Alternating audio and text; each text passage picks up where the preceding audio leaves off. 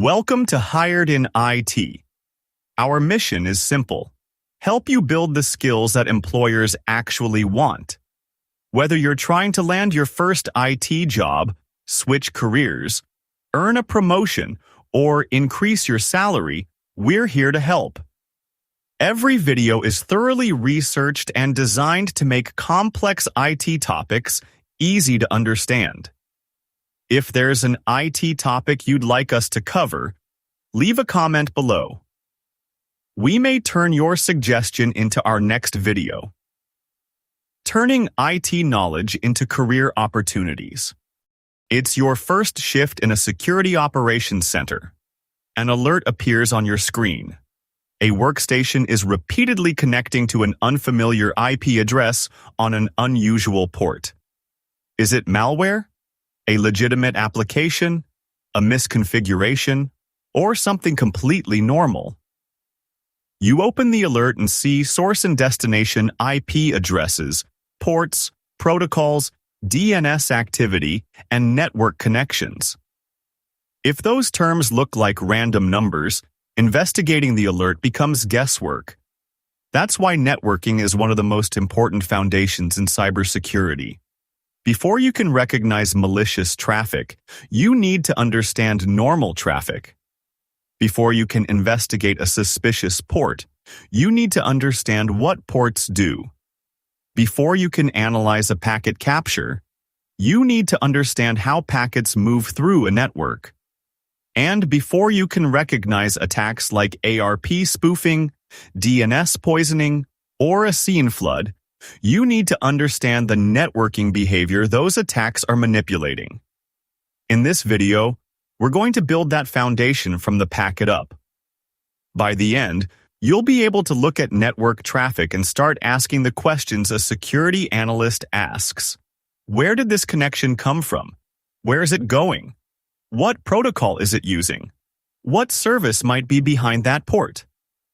And most importantly, does this behavior belong here? By the end of this video, you won't just recognize the phrase OSI Model. You'll be able to walk through the OSI layers and say what each one actually does, read a packet capture, and pull out source and destination IP addresses, ports, and whether it's TCP or UDP, and run the ping, ENS lookup, and netstat commands to troubleshoot or spot suspicious connections. That's the contract. Everything after this earns one of those three skills. Most beginners jump straight into hacking tools, and then every packet capture looks like noise. That's backwards. Before you can spot an ARP spoofing attack, you need to understand how devices communicate on a local network. Most Ethernet and Wi-Fi network interfaces use a 48-bit MAC address. At Layer 2, those addresses help identify network interfaces so frames can be delivered across the local network. Then you have IP addresses, routing, ports, protocols, DNS, and all the other pieces that determine how systems communicate. Security tools expose those pieces constantly. Wireshark shows them in packets. Firewalls use them when evaluating traffic. Intrusion detection systems analyze them for suspicious behavior. SOC alerts reference them when something unusual happens. Networking is the language behind almost every security tool you'll use. Learn the language first, and the tools start making sense. OSI stands for Open Systems Interconnection. Think of it as a filing system for how computers communicate. 7 layers, each with one job. The bottom 3, physical, data link, and network, are usually handled by hardware like switches and routers. Layer 4, transport, is the connector between that hardware and the software above it. Once this map is in your head, every later security concept has a shelf to live on. Layer 1 is the physical world. Electrical signals on copper, light on fiber, radio waves on Wi-Fi. The security problem here isn't subtle. If someone can touch the cable, they can tap it. An unsecured network closet is an invitation. Plug a rogue device into an empty switch port, and you're on the inside. That's why physical security isn't the boring part of cybersecurity. It's the first layer. Layer 2 uses MAC addresses to deliver frames across a local network. On Ethernet networks, MAC addresses are commonly represented as 48-bit hardware identifiers. Switches work here. They learn which MAC address appears on which port and forward traffic toward the port where that device was last seen. But Layer 2 has a built-in trust problem. When a machine needs to reach an IP address on its local network, it uses ARP to ask, "Who has this IP address?" An attacker can send a forged ARP reply that associates the attacker's MAC address with the IP address of a victim, or the default gateway. If that false entry is accepted, traffic can be redirected through the attacker's device. That is ARP spoofing. One reason switches, segmentation, and ARP protections matter. Layer 3 is where IP addresses show up, and they exist for one reason: to move packets between different networks. A router examines the destination IP address and chooses where to send the packet next. The beginner mistake is treating an IP address as a permanent identity. It is not. Your device may receive a different IP address when you move from home Wi-Fi to the office or to a coffee shop. A MAC address is usually associated with a network interface, but it can also be randomized or spoofed. The security lesson is simple. Neither an IP address nor a MAC address by itself proves who a person or device is. They are clues that need context. Layer 4 is the transport layer. This is where protocols such as TCP and UDP are commonly discussed, and where port numbers help direct traffic to the correct application or service. A port is not a physical connector. Think of it as a numbered destination that helps the operating system determine which service should receive network traffic. For example, HTTPS is commonly associated with port 443. SSH commonly uses port 22. DNS commonly uses port 53. The port number alone does not prove which application is actually using the connection, because services can run on non-standard ports. But well-known ports give investigators an important starting point. Attackers understand this too. One of the first things an attacker may do during reconnaissance is identify reachable ports and determine which services appear to be listening behind them. An unnecessary open service increases the system's potential attack surface. That's why ports aren't just numbers to memorize for an exam. For a security analyst, they're clues. When you see a connection, start asking, what port is being used? What service normally uses that port? What process actually owns the connection? And should that service be communicating with that destination? Those questions turn a port number into security evidence. TCP and UDP are different strategies for moving data. TCP is the careful one.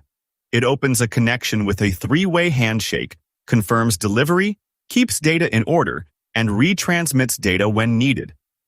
That is why services such as SSH commonly use TCP, and why traditional HTTPS traffic commonly runs over TCP port 443. UDP skips the connection setup and delivery guarantees. That makes it lightweight and fast for workloads that can tolerate some loss or handle reliability themselves. Ordinary DNS lookups commonly use UDP on port 53, while TCP is also used in some DNS situations. One modern exception worth knowing, HTTP 3 uses QUIC, which runs over UDP, usually on port 443. The security payoff is concrete. A SYN flood only makes sense once you understand that TCP begins with a synchronized handshake. The top 3 OSI layers often get grouped together, but each describes a different job. Session is about managing conversations between systems. Presentation is about how data is represented, formatted, compressed, or encrypted. Application is where network services meet the software people actually use. In the classroom version of the OSI model, TLS, the encryption used to protect HTTPS, is commonly associated with presentation layer functions. In real TCPIP stacks, the mapping is not perfectly clean. TLS sits above the transport protocol and below application protocols such as HTTP. Keep the lesson practical. TLS protects data in transit, and HTTP is the application protocol that carries web requests. Checkpoint. Let's see whether you're thinking in layers instead of just memorizing their names. A router receives a packet and decides how to move it between two different networks. Which OSI layer are you thinking about? Layer 3, the network layer. That's where IP addressing and routing are commonly discussed. Now imagine TLS encrypting application data before it travels across the network.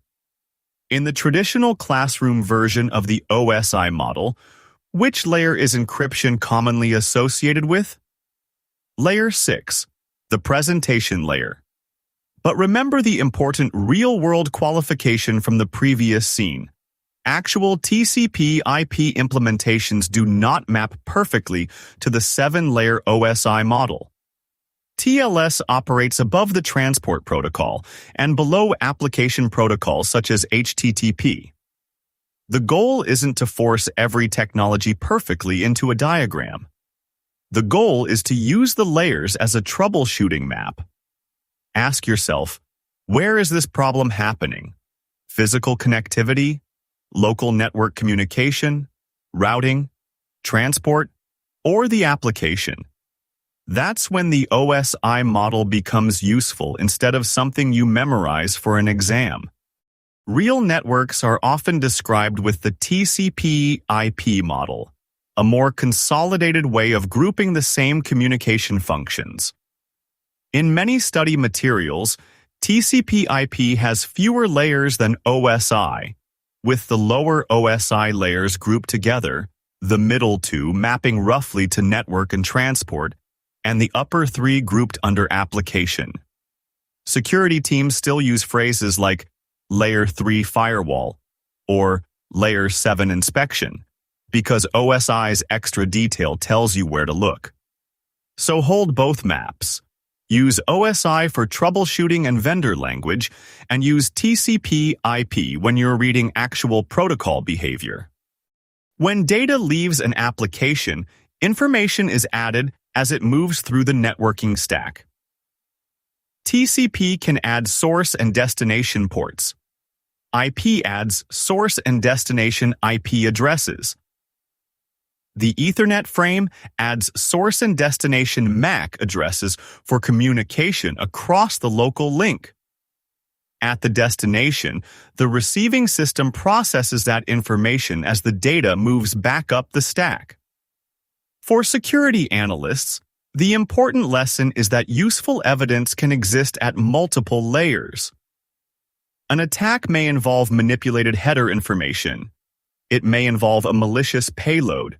It may appear as unusual connection behavior, timing, volume, destinations, or application activity. That's why investigators rarely rely on one field or one data source. Packets can tell you what happened on the network. Application and endpoint logs can tell you what happened on the system. DNS, firewall, identity, proxy, and security telemetry can provide additional context. Good investigations correlate those pieces instead of assuming one packet or one log entry tells the entire story. But here's the part almost everyone gets wrong. You can memorize all 7 layers, pass a quiz, then open a packet capture and see pure noise. A SOC shift isn't a multiple-choice test. You'll see thousands of connections and have to pick the suspicious one out in minutes. To do that, You don't need more definitions. You need eyes on normal traffic. So the next few scenes are commands and tools that turn the OSI diagram into something you can actually read, starting with ping, which uses ICMP, the Internet Control Message Protocol, not TCP or UDP. This is the part people skip, and it's the part interviewers probe. Start with ping. It sends ICMP echo requests, and when the destination is allowed to reply, shows whether the path is reachable and how long the round trip takes. It is a fast first check when you are troubleshooting connectivity, but do not overread the result. A successful reply tells you that ICMP traffic made the round trip. A failed reply does not automatically prove that a host is offline, because firewalls and network devices often block or limit ICMP. Use ping as one clue, then confirm your finding with DNS checks, port checks, logs, or other evidence. Wireshark is where the OSI model stops being theory. Start a capture on the network interface that is actually carrying your traffic. You'll probably see packets appear almost immediately. Don't panic. You are not supposed to read every packet. Select one TCP packet and look at the protocol details. Start with the Ethernet frame. Expand. Ethernet 2 funds. Here you'll usually find the source MAC address and destination MAC address. That's your layer 2 information. Next, expand. Internet protocol.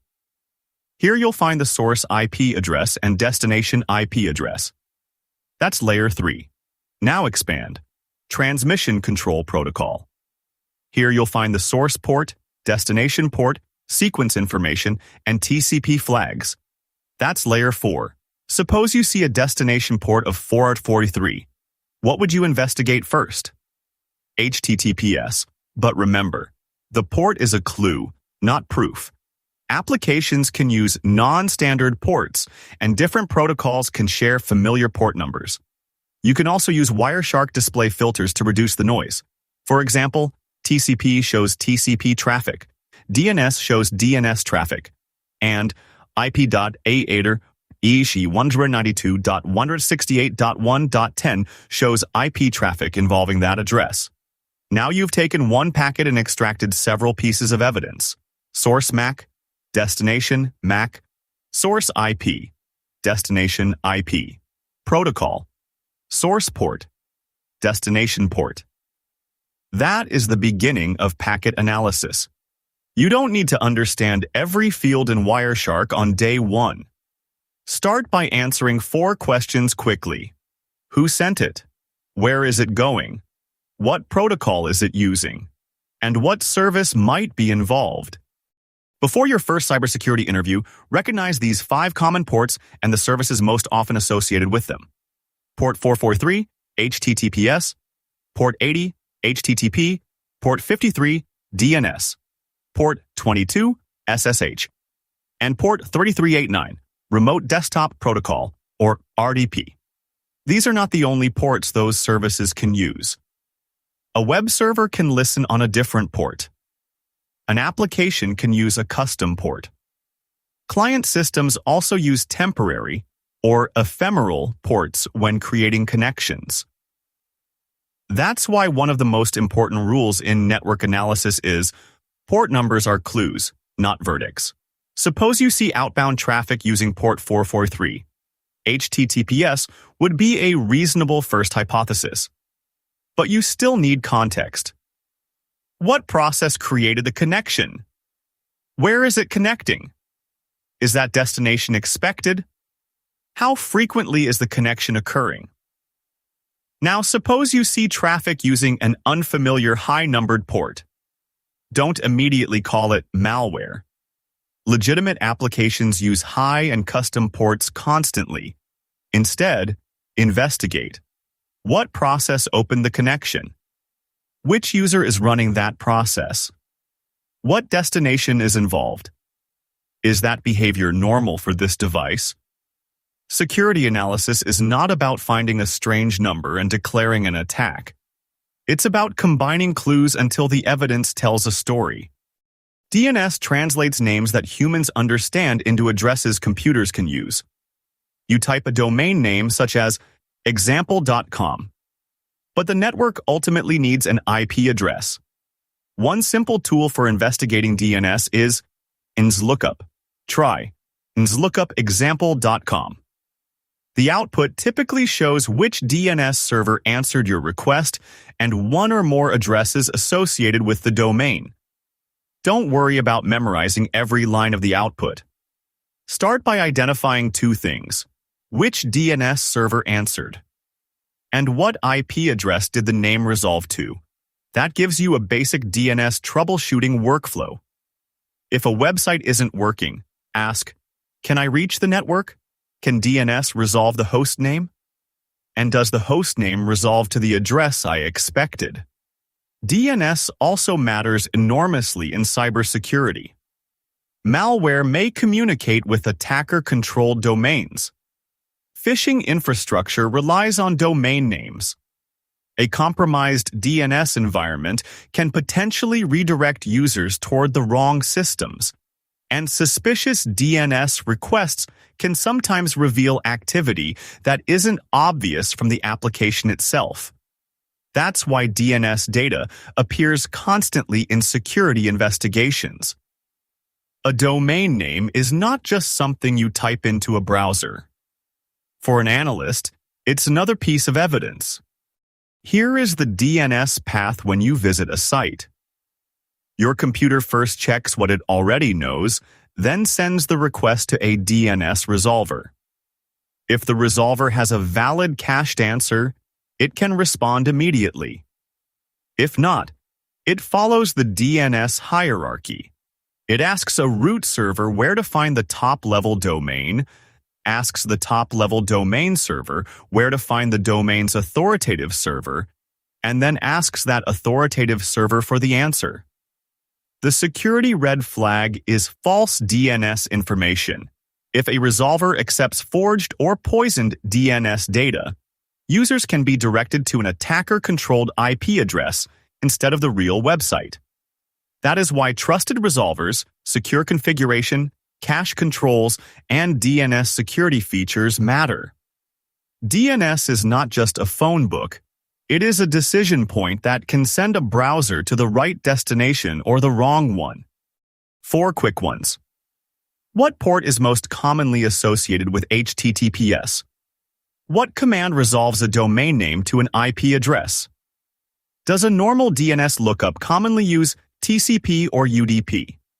And if you spot an unfamiliar high-numbered outbound port, what is the correct first reaction? The answers are on screen. 443. ENS lookup.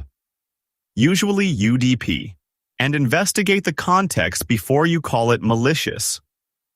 Check the process, the destination, the device, and whether the connection belongs there. Sometimes the fastest way to investigate suspicious network activity is to ask the endpoint, what connections are active right now? On Windows, one useful command is netstat. No. The output can show the protocol, local address and port, remote address and port, connection state, and the process ID or PID associated with the connection. Look for states such as listening and established. Listening means a service is waiting for inbound connections. Established means an active TCP connection currently exists. Suppose you find an unfamiliar external address with an established connection. Don't immediately declare malware. Start investigating. What PID owns the connection? Which process belongs to that PID? Which user is running it? Where is the remote address located? And should that application be communicating with that destination? On modern Linux systems, you may also see the S command used for this type of investigation. For example, ss, tuneup. Depending on your permissions, this can show TCP and UDP sockets, numeric addresses and ports, and process information. The exact command matters less than the investigative workflow. Connection, process, user, destination, expected behavior. The red flag isn't simply an unusual port. The red flag is a connection you cannot explain. Here is the difference that matters. Plain HTTP does not encrypt the contents of a web session. On an open or untrusted network, or anywhere an attacker is in a position to intercept the traffic, someone may be able to read or alter data sent over HTTP. That is why entering a password on an HTTP site is unsafe. HTTPS adds TLS encryption around the request, so a packet capture usually shows encrypted application data instead of readable page contents, credentials, or form fields. But encryption is only one part of trust. HTTPS tells you that the browser has an encrypted connection to the site it reached. It does not prove that the site is honest or safe. A phishing site can use HTTPS too. In a capture, think of it this way. HTTP may expose application content, while HTTPS protects that content in transit. Before encrypted web data starts moving, the browser and server complete a TLS handshake. The browser sends a hello message with the options it supports. The server replies with its selected options, certificate, and the information needed to establish encryption. The browser checks whether the certificate is valid for the site, within its date range, and trusted by an authority the browser recognizes. Then both sides derive session keys and begin sending encrypted traffic. For beginners, remember the purpose. The handshake helps the browser authenticate the server and establish encryption before sensitive data moves. A certificate warning is a reason to stop and investigate. A self-signed certificate may be intentional on an internal lab or test system, but it is a serious warning sign when you expect it to reach a public service. You can inspect a site's connection without opening Wireshark. In Chrome or Edge, open a site and select the padlock or connection information control in the address bar. The exact labels vary by browser version, but the goal is the same. View the certificate and connection details. Check two things first: who issued the certificate and whether the certificate is valid for the site and current date. A public certificate authority is normal for public websites. A self-signed certificate may be expected in an internal lab, but it deserves investigation on a public site. In the network panel, you may also see HTTP 1.1, HTTP 2, or HTTP 3. In normal browser use, those protocols are commonly protected by HTTPS. This is a fast way to inspect a connection, but it does not replace validating whether the site itself is trustworthy. Hubs, switches, routers, firewalls. 4 devices, 4 jobs. A hub is a simple repeater. Traffic that arrives on one port typically gets echoed to the others, which is one big reason modern designs replace them.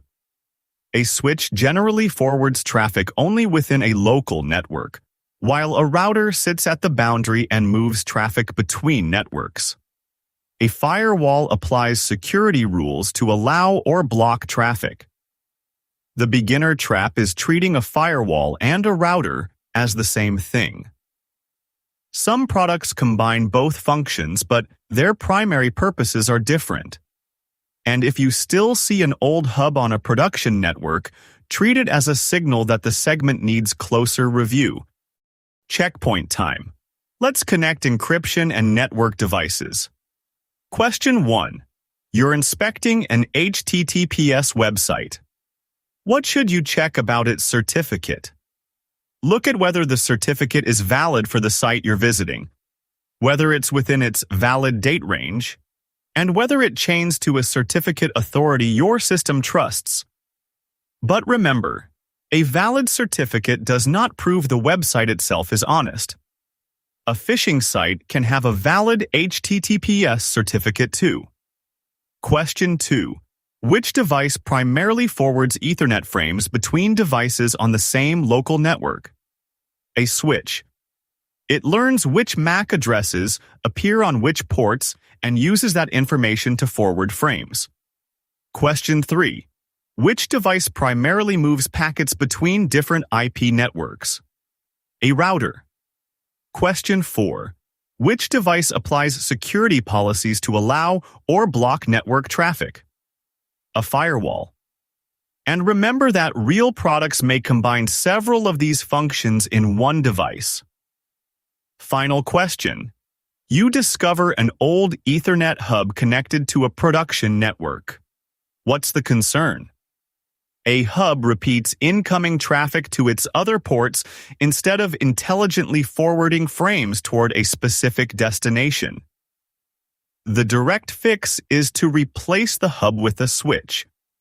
If you got those right, you're no longer just memorizing device names. You're connecting each device to what actually happens to traffic. Wireshark is excellent when you have a graphical interface. But many servers don't. That's where tcpdump becomes extremely useful. Think of tcpdump as a command line packet capture tool. Where it is installed and you have permission to capture traffic, you can inspect packets directly from a terminal.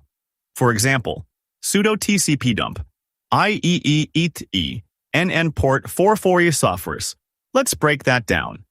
IEEE tells tcpdump which interface to capture from.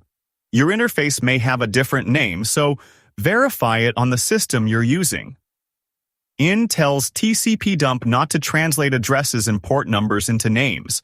And port 443 limits the capture to traffic involving that port. Watch a new TCP connection and you may see the three-way handshake, SYN, SYN-ACK, AK. You can also save packets to a capture file. For example, sudo tcpdump 1 EIET NEW capture PIP. The W option writes the captured packets to a file. You can then open that EITPKP file later in Wireshark for deeper analysis.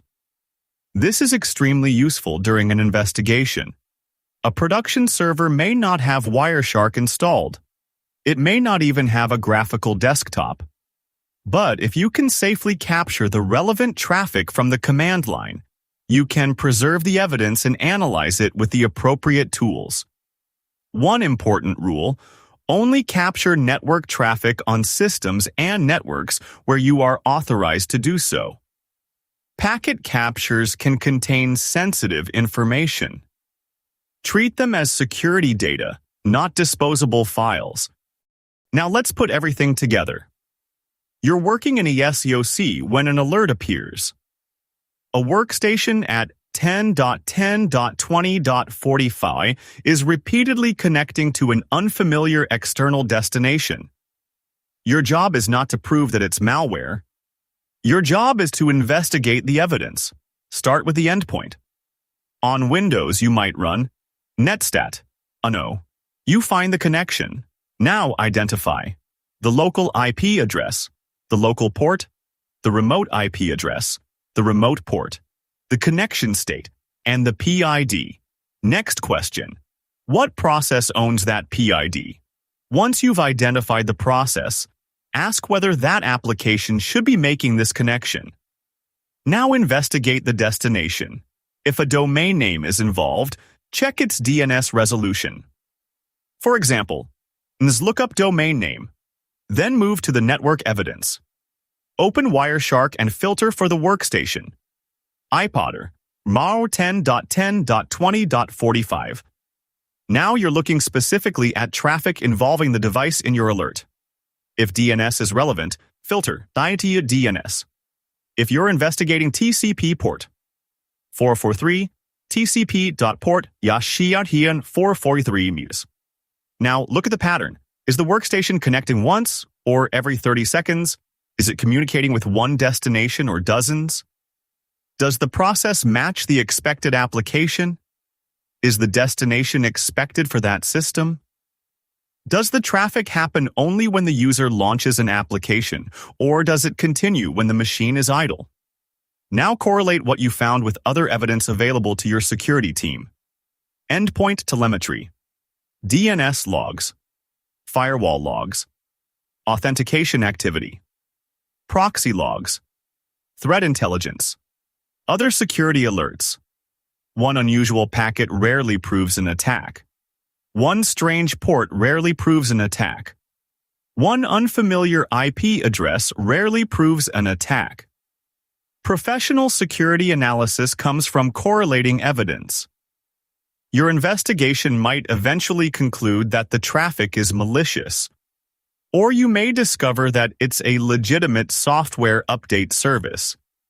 Both outcomes are successful investigations if the evidence supports your conclusion. That's the mindset employers want. Don't ask, "Does this look scary?" Ask, "What does the evidence tell me?" Every network analysis skill you just learned has one purpose: knowing what normal looks like. Normal is not one fixed pattern. It depends on the user, the device, the time of day, and the role of the system. But once you know the baseline, unusual behavior becomes easier to see. Unexpected destinations, rare protocols, repeated failed connections, or a sudden change in volume. A SYN flood, for example, is not one strange packet. It is a large number of TCP connection attempts that do not complete the handshake. The source addresses may be spoofed, or the traffic may come from many real compromised devices. Your assignment is simple. Capture 5 minutes of your own idle traffic with Wireshark, filter for DNS and HTTPS, and learn your network's normal heartbeat before you try to find abnormal traffic. Here are 4 controls you can recommend in an entry-level role. First, disable unused switch ports and apply access controls to ports that should only serve approved devices. An open port in a public area is an opportunity for an unauthorized device. Second, segment the network with VLANs. A VLAN separates devices into logical Layer 2 networks, such as guest, corporate, and server environments. But VLANs are only part of the control. Traffic that moves between VLANs should also be governed by routing rules, access control lists, or firewall policies. Third, enforce HTTPS for web traffic and SSH for remote administration. Replace plain text protocols such as HTTP and Telnet whenever possible. Fourth, turn on logging and monitoring. If a device suddenly talks to an unfamiliar destination, uses a rare protocol, or opens an unexpected port, you want evidence that tells you when it started and what happened next. These are not architect-level ideas. They are baseline hygiene that reduces risk. Checkpoint time. If an office still uses an old hub, what is the most direct control that stops the hub from repeating every frame to every connected device? Replace the hub with a switch. A switch learns where devices are and forwards frames toward the correct port instead of repeating all traffic everywhere. VLANs are also valuable for separating groups of devices on a switched network, but a VLAN does not turn a physical hub into a switch. The direct fix for a hub is to remove it from the production network. If you are starting from zero, build your kit around 5 free resources. Use Wireshark for interactive packet capture, tcpdump as the terminal alternative, and Nmap to map open ports only on systems you own or have explicit permission to test. For structured learning, use Professor Messer's Network Plus material for theory and try Hackme's pre-security path for guided practice. Here is a sustainable 1-hour routine. Spend 20 minutes on theory, 25 minutes inspecting your own traffic in Wireshark, and 15 minutes writing down what you observed or completing a small lab. Do that consistently, and you will build the vocabulary, habits, and evidence of practice that entry-level IT and security roles value. The difference between a beginner and an experienced network analyst isn't simply knowing more port numbers. It's knowing where to aim your attention. A beginner sees port 443 and thinks, HTTPS. An analyst asks, which process opened the connection? Where is it going? How often does it connect? Is that behavior normal for this device? A beginner opens Wireshark and stares at thousands of packets. An analyst starts with a question and uses filters to reduce the capture to the traffic that can help answer it. A beginner sees an unfamiliar IP address and assumes it's suspicious. An analyst looks for context. What application contacted it? What DNS activity preceded the connection? What do the endpoint logs show? What does the firewall show? Is the same behavior occurring on other systems? That's called correlation. Network traffic gives you one part of the story. Endpoint, DNS, firewall, identity, proxy, and security logs can provide other parts. Your job is to bring those pieces together. So don't measure your progress by how many commands or port numbers you've memorized. Measure it by whether you can look at an alert, form a question, collect evidence, correlate what you find, and explain your conclusion. That's when you're no longer just learning networking. You're beginning to think like a security analyst. Let's lock in what you've learned. You can explain the 7 OSI layers and, more importantly, use them as a map for understanding where network communication and security problems occur. You understand the difference between MAC addresses, IP addresses, protocols, and ports, and why none of them should be treated as proof of identity by themselves. You understand the basic difference between TCP and UDP, and why the TCP three-way handshake matters when investigating network behavior. You can open Wireshark and identify source and destination IP addresses, ports, protocols, and basic TCP information. You can use ping as one clue when testing connectivity. You can use ENS-lookup to investigate DNS resolution.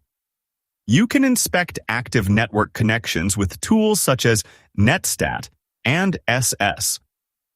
And where you're authorized to capture traffic, you understand how tcpdump can collect network evidence from systems without a graphical interface. But the most important skill isn't any individual command. It's the investigation process.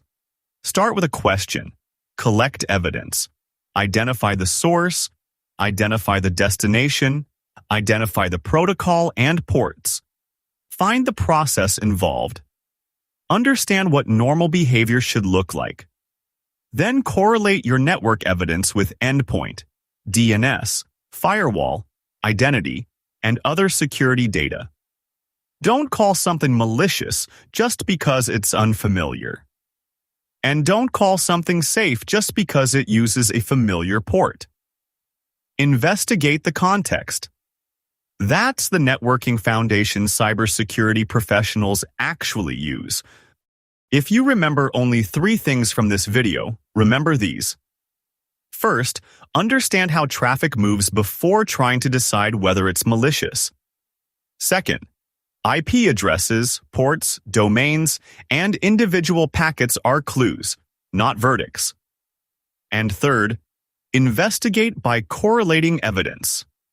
Ask what process created the connection, where it's going, whether the behavior is expected, and what your other security data tells you. That's the foundation.